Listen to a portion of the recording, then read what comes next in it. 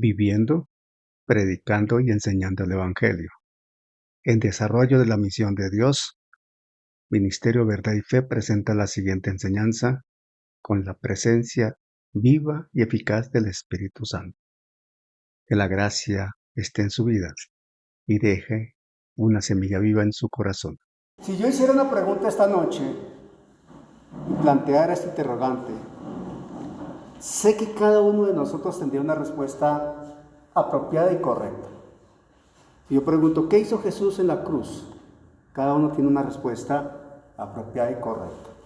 ¿Por qué? Porque desde el contexto de la cultura cristiana general, como creyentes que somos, el común denominador del cristiano debe saber qué hizo Jesús en la cruz, ¿verdad? O de lo contrario no sería cristiano.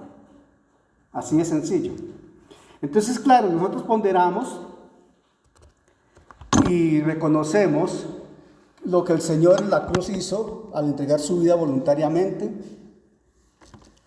al descender de la cruz a una tumba, después bajar a lo más profundo de los infiernos, retornar y por el poder de Dios resucitar, estar entre los vivos una vez resucitado y después ascender a los cielos. Perfecto. Pero consideremos lo siguiente. La obra de la cruz necesitamos dimensionarla desde dos perspectivas bien importantes. La número uno, lo santo que es Dios. Lo santo, santo, santo que es Dios. Y en el costado opuesto, lo total y absolutamente pecaminoso que es el hombre. Y en medio está la cruz, la obra de Jesús, para unir a ese hombre pecaminoso mediante una obra de redención con ese Dios absolutamente santo, santo, santo, ¿verdad? Porque Dios es absolutamente santo. Él es el 3 veces santo. Y Él tiene unos atributos que son incomunicables. Estamos hablando de la omnisciencia. El hombre no es omnisciente. La omnipresencia. El hombre no es omnipresente. El poder de Dios. El hombre no tiene el poder de Dios. Pero también la santidad es un atributo específico, característico de Dios, que no es transmitible al hombre.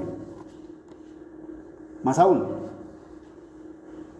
Dios invita al hombre por un lado y le da la orden de una manera contundente de que lo imite a él, pero aduciendo su atributo de santidad.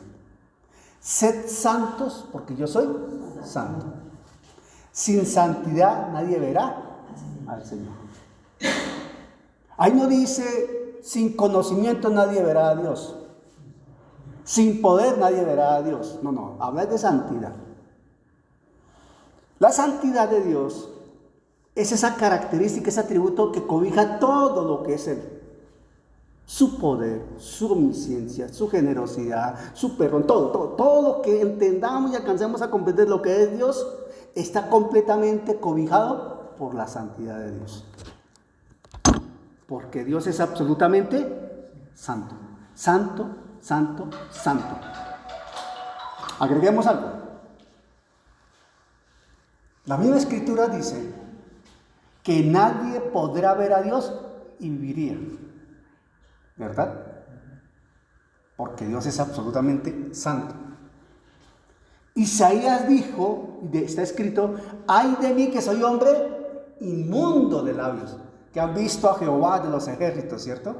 Pero él no estaba viendo el rostro del Señor, estaba viendo sus faldas, sus pies, digámoslo así. Y aún en esa condición es tan impactante la gloria de Dios, es tan impactante su santidad, que Isaías se expresa en esos términos. Se habla de inmundo, estamos hablando de Isaías, ¿verdad? Un hombre temeroso de Dios, un profeta de Dios, un hombre que realmente Dios lo tenía en estima y lo respaldaba. Pero Isaías dice, ay de mí, hombre inmundo de labios. Esto nos da a nosotros un parámetro bien importante para entender la dimensión de la santidad de Dios. Podemos agregar otra cosa importante. Si nosotros tuviésemos un poquito más de revelación sobre lo que es la santidad de Dios, seríamos más temerosos de Dios y por consiguiente mejores hijos de Dios. Por entender un poco mejor la santidad de Dios. Es el propósito de lo que queremos transmitir al decir qué hizo Jesús en la cruz, partiendo de que Dios es santo.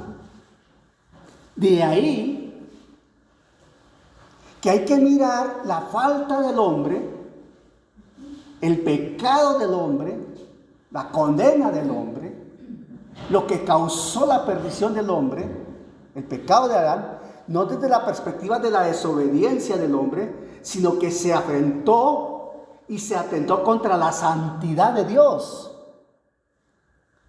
Esa es la razón esencial por lo cual el único punto que Dios tuvo a bien establecer fue entregar a su propio Hijo a la cruz del Calvario.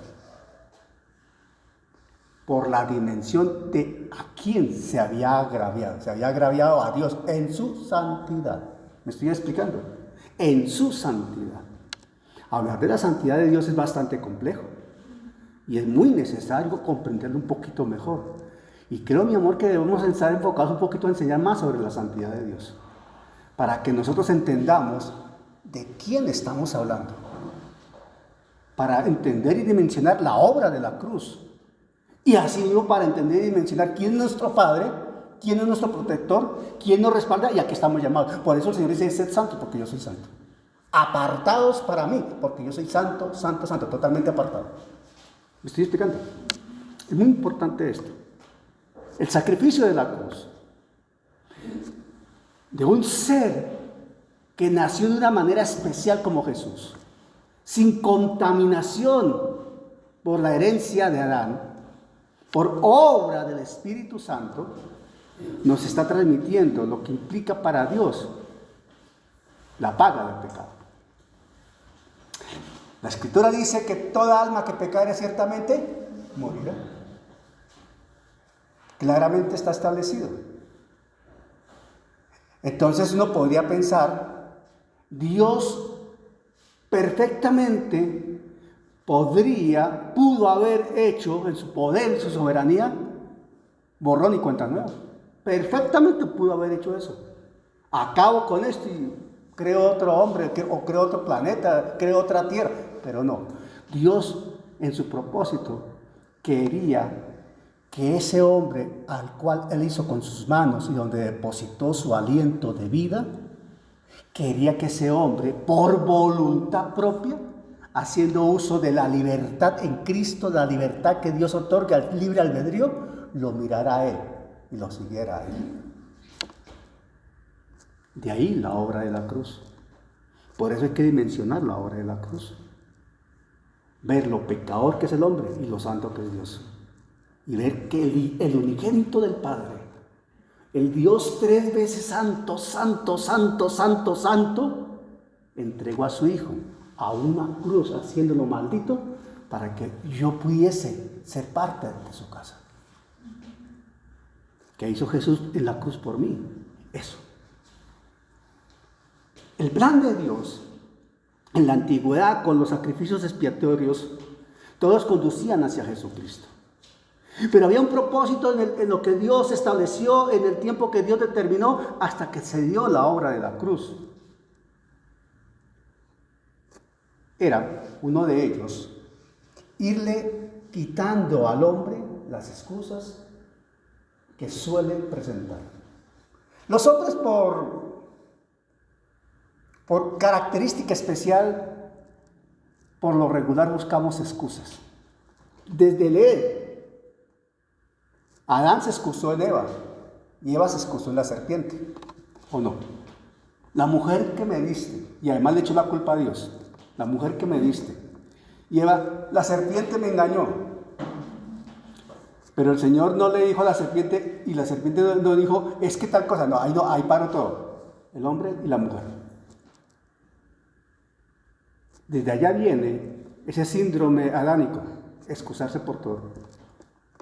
No afrontar la situación, no reconocer el error, el temor propio de quien comete un pecado, la intención de evadir la responsabilidad ante una falta que se ha cometido. Eso hace parte de la naturaleza caída del hombre. Ningún hombre podía pagar ante Dios, la humanidad no tenía cómo pagarle a Dios.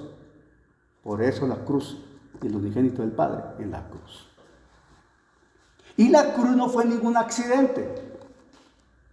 La obra de la cruz no fue una equivocación, como lo señala Francisco. No. La obra de la cruz es el punto, digámoslo así, crucial del plan de Dios para redimir al hombre, para salvar al hombre. Porque estaba en el plan de Dios. Dios no fue sorprendido. Dios no fue obligado a tomar una salida desesperada. Dios no fue puesto contra la pared a ver qué hacía. No, todo estaba en el plan de Dios. Todo, absolutamente todo. El entregarse de Jesús voluntariamente era parte del plan de Dios. El consumado es de Jesús, parte del plan de Dios. Pero el llamado al hombre a arrepentirse también hace parte del plan de Dios. Y Dios en su omnisciencia sabe quién va a decir sí, quién va a decir no, pero no obliga a nadie. Amén. No obliga a nadie. Vamos a Juan 19:30. Juan 19:30 dice así. Juan 19:30 dice la Escritura en estos términos. Juan 19:30. Dice la Escritura así. Leo la Reina Valera, Juan 19:30 y dice así. Cuando Jesús hubo tomado el vinagre, dijo, consumado es. Y habiendo inclinado la cabeza, se entregó el Espíritu. Consumado es. La parte clave de ese versículo y de la obra de la cruz es consumado es. Todo está terminado. Todo está concluido. No faltó absolutamente nada. Consumado es. Y entregó el Espíritu. El primer aspecto que debemos considerar de la obra de la cruz y lo que Jesús hizo allí, lo que Dios a través de Jesús hizo por nosotros, es que Jesús en la cruz, con esa acción de la cruz, le evita al hombre 2 muertes. Le evita al hombre 2 muertes. ¿Por qué? Porque existe la posibilidad para el creyente, el que nace de nuevo, que suene la trompeta ahora y no muera físicamente, ¿sí o no? Esa posibilidad existe, que suene la trompeta y dice la Escritura, los que están muertos en Cristo, ¿sí? Los muertos en Cristo resucitarán primero, pero luego los que estemos vivos los seguiremos. Eso dice la Escritura, ¿verdad? O sea, quiere decir esto que existe la opción, y va a ser así, que cuando suene la trompeta, creyentes que están en vida partan al Señor. O sea, que nunca conocieron en este planeta una muerte física. Amén. Eso existe y así va a ser para un grupo de personas en su momento. Para la mayoría seguramente, si el Señor no viene antes, un día el Señor nos llama a su presencia, ¿verdad? Un día no suena la trompeta, sino el Señor nos llama, partimos con el Señor, morimos humanamente visto, ¿sí? Comprendido humanamente. Ok. Pero para nosotros está garantizado que no habrá segunda muerte. ¿Cuál es la segunda muerte? La segunda muerte es la del lago de fuego, es la de la eternidad. O sea, el que está sin Cristo, el que está sin Cristo tiene garantizado que muere físicamente y muere en segunda oportunidad para la eternidad. La separación total de Dios. La Escritura lo enseña correctamente. Los que estamos en Cristo, nacemos una vez de nuestra madre, nacemos la segunda vez espiritualmente por obra de la gracia del Señor y no moriremos eternamente. De pronto una vez, no más. ¿Ok? Pero Jesús en la cruz le quiere evitar y le evita a quien le cree la opción de morir 2 veces. Para el que cree, al momento suena la trompeta. ¿Hemos ponderado eso? ¿Hemos ponderado que con Cristo tenemos vida eterna? ¿Hemos ponderado y dimensionado que en Cristo tenemos la vida eterna y la vida eterna es con Dios en el cielo? ¿Sabe a qué conclusión llego, pastor? Que un alto porcentaje de la iglesia no es consciente de eso. Por eso se comporta como se comporta. Por sus frutos los conoceréis. Por eso ve uno lo que ve y escucha lo que escucha. Porque la gente, el creyente, todavía le falta dimensión de lo que Jesús hizo y hacia dónde vamos con Dios. Aún la gente creyente no entiende de qué lo sacó el Señor. ¿De dónde nos libró el Señor? De la muerte eterna en el lago de fuego. Sí, en el infierno, pero como que la gente lo toma eso como, eso dice la Escritura, pero no más. Hermano, Dios permita que tengamos revelación de lo que nos salvó el Señor. Por eso Jesús en la cruz, por eso el Padre entregó a Jesús en la cruz. De semejante dimensión estamos hablando, no había otra opción. De algo demasiado trascendente nos libró el Señor para valer la sangre de Jesús. Y la iglesia no digiere esto. Jugamos dándole patadas a la lonchera espiritual, digámoslo así. Falta conciencia de la obra de la cruz. Falta conciencia de la salvación. Falta conciencia de la santidad de Dios. Falta conciencia de la pecaminosidad del hombre. Apocalipsis 21:8 dice, Apocalipsis 21:8 dice Apocalipsis 21:8. Dice así, atención, sigan con cuidado esa lectura. Apocalipsis 21:8. Dice, pero los cobardes e incrédulos, los abominables y homicidas, los fornicarios y hechiceros, los idólatras y todos los mentirosos tendrán su parte en el lago de fuego, en el lago que arde con fuego y azufre, que es la muerte segunda. O sea que hablar de la segunda muerte no es algo menor. Es un hecho para quien se revela a Dios. Es un hecho totalmente claro para quien va a estar allá ante el juicio del gran trono blanco. Y Jesús se entregó voluntariamente en la cruz para que tú y yo no vayamos al juicio del gran trono blanco. ¿Hemos entendido eso? ¿Hemos comprendido eso? Jesús con su obra en la cruz establece el medio para que el hombre no vaya al juicio del gran trono blanco. ¿Por qué? Porque el que esté en el juicio del gran trono blanco no tiene opción de retorno. Simple y llanamente va a escuchar la sentencia eterna que se llama lago de fuego. El que esté allá ese día no tendrá opción de retornar a vida. Será lanzado a la muerte eterna, la segunda muerte. Y Jesús en la cruz nos evita eso. Y le da la opción al hombre de evitarle eso. Necesitamos entender la dimensión de lo que estamos hablando. Él iba a morir físicamente, sí. Pero él tenía la certeza de la resurrección. Por eso él dijo, yo soy la resurrección y la vida. El que cree en mí, aunque esté muerto, vivirá.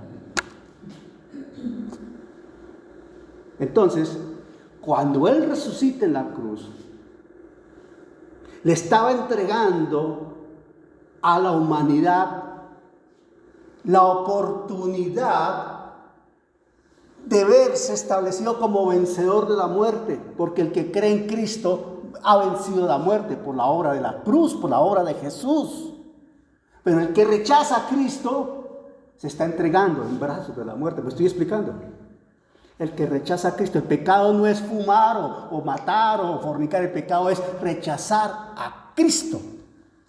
Ese es el pecado que condena a la humanidad, rechazar a Cristo. Por eso la Escritura dice que el Espíritu Santo vino a convencer de pecado, de justicia y de juicio, de pecado por cuanto no han creído en Él. Eso dice la Escritura, ¿o me equivoco? Así dice la Escritura. Jesús nos ha entregado un premio inmerecido y es la gracia de evitarnos la muerte segunda. Y probablemente la muerte física si la trompeta suena cuando estemos aún en vida. Porque Efesios 2.1 dice, y Él os dio vida a vosotros cuando estabais muertos en vuestros delitos y pecados. Somos conscientes que sin Cristo estábamos muertos en delitos y pecados. ¿Saben que mucha gente no es consciente de eso? Para nada. Porque se predica un evangelio equivocado. Se le predica al señor de la tienda que tiene problemas con su negocio y tiene problemas económicos con su negocio, que si viene al Cristo, Él le bendecirá y su negocio será próspero. Y el tipo viene y busca en la iglesia y en Cristo que su negocio prospere. Pero ¿y su alma qué? Su condición de muerto en delitos y pecados, ¿qué? Eso quedó ahí. Se le predica a la pareja que tiene conflictos internos que si vienen a Cristo, su matrimonio será restaurado. Es verdad, pero ¿y ellos? Si no han nacido de nuevo, ¿qué? ¿Me estoy explicando? Entonces, ¿qué hay que predicar primero? ¿Los posibles beneficios que recibimos de Cristo o la salvación que es tan necesaria para la vida eterna? ¿De qué le sirve al hombre tener riquezas y perder el alma? ¿Eso dice la Escritura o no dice eso? ¿Cómo estamos predicando el Evangelio? ¿Qué tipo de Evangelio estamos predicando? Si en la predicación del Evangelio no estamos hablando de la obra de la cruz, no estamos hablando de la condición pecaminosa del hombre, no estamos hablando del hombre muerto en delitos y pecados, no estamos hablando del hombre condenado, no estamos hablando de la santidad de Dios, no estamos hablando de la única opción que tiene el hombre para restablecerse otra vez en su relación con Dios, no estamos haciendo absolutamente nada, son obras muertas. Son obras muertas. Porque mucha gente llega a las iglesias esperando una respuesta humana en sus necesidades humanas, pero no tiene nada en su corazón que lo confronte con su verdad espiritual, y es que está muerto en delitos y pecados y necesita la salvación. Somos nosotros los responsables de predicar eso. Somos los responsables de predicar esa verdad. Y esa es la verdad que menos se predica ahora, en estos tiempos. El unigénito del Padre, Jesucristo,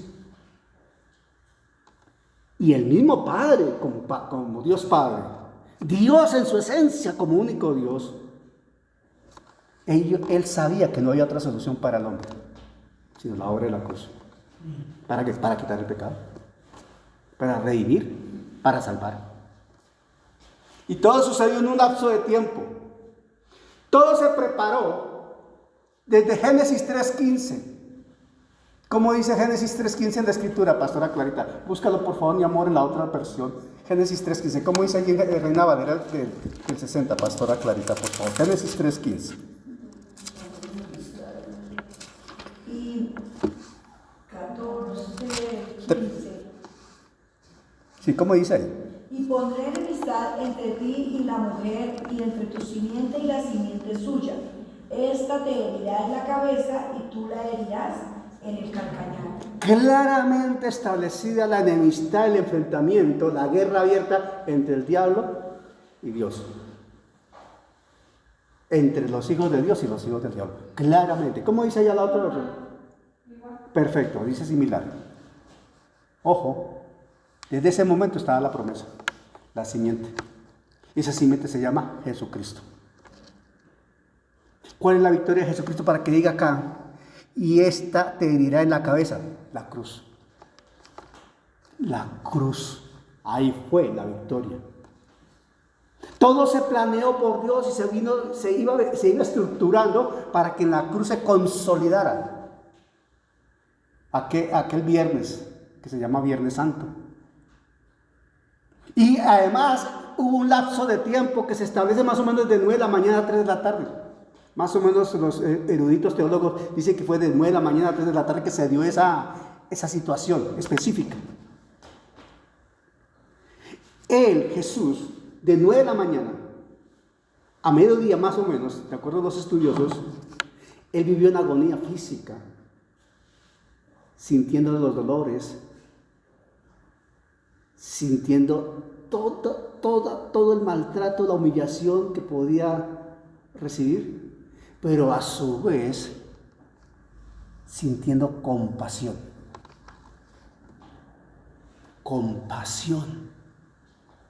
por ti, por mí, por la humanidad. Compasión. Por eso en Lucas 23, 34 el Señor dice esto. Lucas 23, 34. Lucas 23, 34. Lucas 23, 34 el Señor expresó lo siguiente. Aleluya. 23, 34. Dice, y Jesús decía, Padre, ojo, Padre, perdónalos porque no saben lo que hacen. No saben lo que hacen. Si hubieran sabido, miren, si Satanás hubiese sabido que crucificando a Jesús, él estaba perdiendo, no lo crucifica. ¿Sí me explico? Porque la crucifixión de Jesús fue la derrota de Satanás. Porque estaba en el plan de Dios. Si el pueblo hubiese sabido, tampoco lo hubiese crucificado. Pero como el plan de Dios es perfecto, absolutamente perfecto, tenía que ser así. Pero lo hicieron en ignorancia. Los mismos que el domingo anterior habían recibido a Jesús montado en el asno, le habían tendido mantas, hojas, palmas y aleluya, gloria a Dios, hosana, hosana. Los mismos que habían gritado, digámoslo así, aplaudido y dándole la bienvenida, rindiéndole honor y gloria al Señor, esos mismos, un gran porcentaje, después lo estaban condenando. Después estaban diciendo, suelta a Barrabás y crucifica a Jesús. Después estaban pasando frente a la cruz y meneaban la cabeza y decían, si es el Hijo de Dios, pues que se baje de ahí, se salve y venga y nos salve. Y Jesús dice, Padre, perdónalos porque no saben lo que hacen. Fue la primera palabra de Jesús. Y eso es una compasión por el mundo. Porque ahí estaba expresándose, manifestándose el mundo inconsciente de la obra de la cruz. Religiosos y no religiosos. Judíos y gentiles. El mundo estaba ahí representado. Simple y llanamente lo rechazaron. Y Jesús dice, perdónalos porque no saben lo que hacen. Hoy todavía mucha gente no sabe lo que hace. Y rechazan a Jesús. En Lucas 23, 43, ahí mismo. Lucas 23, 43. Mami, ¿me avisas cuando falten 10, por favor? Lucas 23, 43 dice, entonces Jesús le dijo, de cierto te digo que hoy estarás conmigo en el paraíso. Crucificaron con él a 2 ladrones. Humillados en lo absoluto. Pero aún en el último momento, el Señor estaba expresando una voz de aliento y una opción de vida. Porque uno de los dos dijo que se acordara de él. Y el Señor le dijo, seguro estarás conmigo en el paraíso. Ahora, después de que Jesús, ojo con esto, mire, la primera palabra de Jesús va hacia toda la humanidad. Padre, perdónanos porque no saben lo que hacen. Después, la segunda palabra de Jesús se concentra en una persona. Había 2. Y el uno maldecía y decía y no decía. Cállate, decía, cállate. Los 2 somos culpables y merecemos lo que estamos viviendo aquí. Pero este es justo. ¿Decía o no decía? ten compasión de mí, le estaba diciendo el Señor. Dice, seguro estarás conmigo en el paraíso. Ahí estaba el Señor expresando que a uno podía salvar, y la salvación era personal, no colectiva, personal. Ese que le dijo, Señor, acuérdate de mí, ese se salvó porque vio en el Señor esa opción, lo reconoció, y el Señor dijo, conmigo estarás en el paraíso hoy. Es una expresión de lo que es la salvación personal, aunque el mensaje es universal. Me estoy explicando. Y vemos cómo el uno rechaza y el otro acepta. Ese cuadro no se puede eliminar. Habrá siempre eso. Uno rechaza y el otro acepta. Pero la mayoría rechaza. Nosotros quisiéramos que todos los que nos ven y nos escuchan vinieran. No, la misma Escritura dice que no es así. Más aún, la misma Escritura dice que en los últimos tiempos habrá un remanente, los menos. La Escritura habla de aquellos que se van a retirar de la misma iglesia. Y la Escritura habla de aquellos que van a estar ahí como cizaña. ¿O no? Pero el trabajo hay que seguirlo haciendo. Porque nosotros no sabemos, ¿cierto, pastor? De 100, uno le habla a 100. Gloria a Dios, le habló a 100, le compartió el evangelio a 100. Llegaron 90, gloria a Dios, 90. Pero tal vez se salvan 10.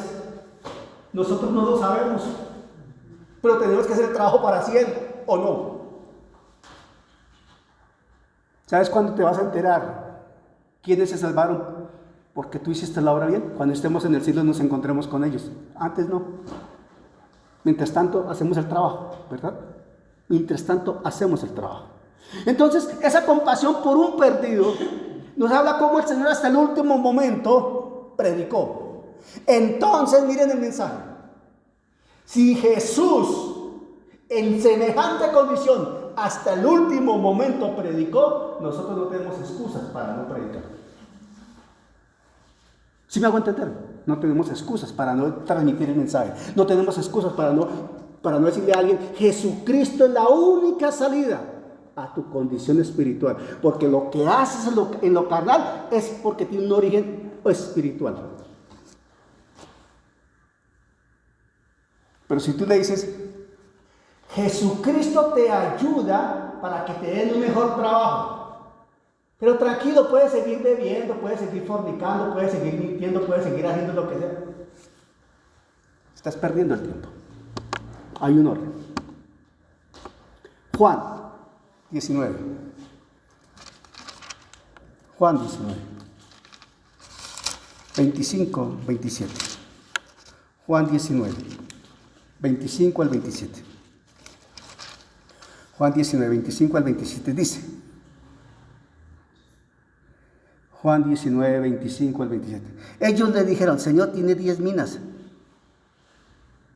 Pues yo os digo que a todo el que tiene se le dará, mas al que no tiene aún lo que tiene se le quitará. ¿Eso a qué suena?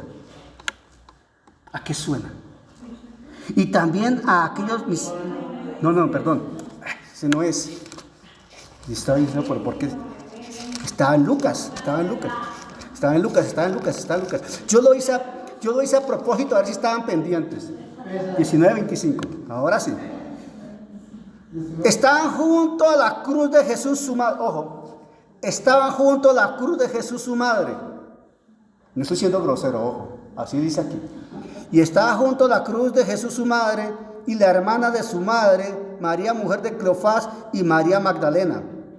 Cuando vio Jesús a su madre y al discípulo a quien él amaba, que estaba presente, dijo a su madre, mujer, he ahí tu hijo. Después dijo al discípulo, he ahí tu madre. Y desde aquella hora el discípulo la recibió en su casa. Atención, el Señor acá, con esta palabra, que es la tercera, está hablando de la compasión y la trascendencia que tiene la familia. El mensaje para todo el mundo, la salvación personal, pero el núcleo familiar después. Cuando el Señor salva a uno, le está dando una luz de esperanza a una familia. ¿Me estoy explicando? ¿Sí hemos notado eso? Que a veces uno es el elemento que tiene Dios allá, en esa familia, para llevar la luz de vida. Cuando Dios salva a uno, coloca una luz de esperanza en una familia. Y no solo una familia del momento, una familia que tiene una descendencia. El Señor aquí está transmitiendo la trascendencia de la familia. Porque para Él es importante que se conforme la familia, que se conserve la familia desde la perspectiva del eje que se llama Jesucristo, el Evangelio. Él no dejó a su madre abandonada. Él no dejó a Juan sin madre. Él unió a estas personas y dijo, ahí están ustedes, son una familia. Con eso también se trasciende a la importancia de la familia en la fe, porque todos los unía la fe en Jesucristo. La importancia de la familia, la compasión por la familia que necesita a Jesús. Toda familia necesita a Jesús. ¿Nos hemos dado cuenta de algo? Las familias, y ustedes que llevan tiempo en el Evangelio, Pastora Clarita me dirán si es así o no, Pastor Oscar.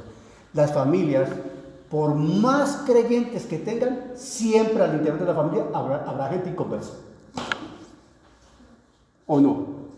Siempre hay gente inconversa.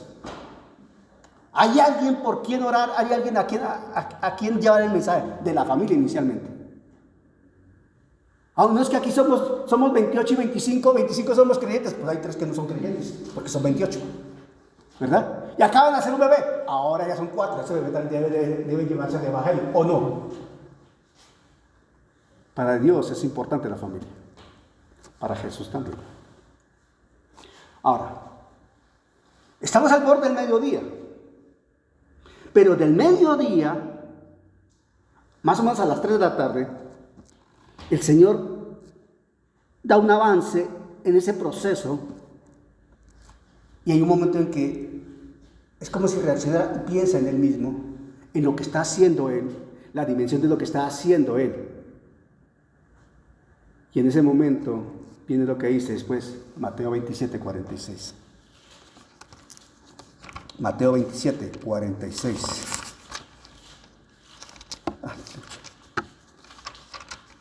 ¿Cómo vamos de tiempo, mami? Mateo 27, 46 dice así. Cerca de la hora 9, ya llegando a las 3 de la tarde, Jesús clamó a gran voz diciendo, Elí, Elí, lama sabactani. Esto es, Dios mío, ¿por qué me has desamparado? Ahí el Señor ya no dice Padre, dice Dios mío. En ese momento tenía todo el peso del pecado de la humanidad. Todos nuestros pecados estaban sobre Él. Y atención, todos nuestros pecados pasados, presentes y futuros. Todos los pecados de la humanidad, de todos los tiempos, estaban sobre Jesús ahí, en ese tiempo. ¿Por qué Él clama así? Porque el Padre no lo estaba mirando. Es como si el Padre le hubiese dado la espalda. ¿Por qué? Porque el Padre no puede ver el pecado. Dios no puede ver el pecado a causa de que Él es santo, santo, santo. Y Él hizo maldito a su Hijo, permitió que se hiciera maldito por el pecado. Y en ese momento Jesús sintió lo que es estar separado del Padre, desamparado del Padre. Esto es un mensaje clarísimo. El que está en pecado está alejado de Dios y está desamparado de Dios. Por eso Él dice, Dios mío, ¿por qué me has desamparado?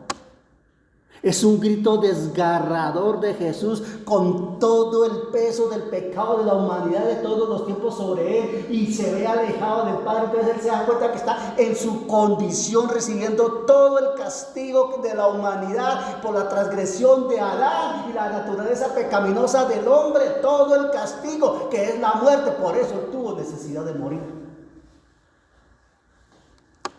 Porque la paga del pecado es la muerte. Si nosotros en algún momento tuviésemos un poquito más de conciencia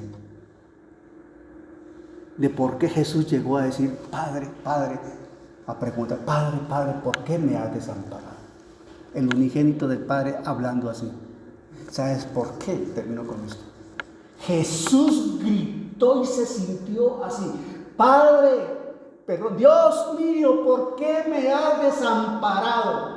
¿Sabes por qué Jesús dijo, Dios mío, ¿por qué me has desamparado? Para que Daniel luego pudiese decir, Dios mío, gracias por ampararme.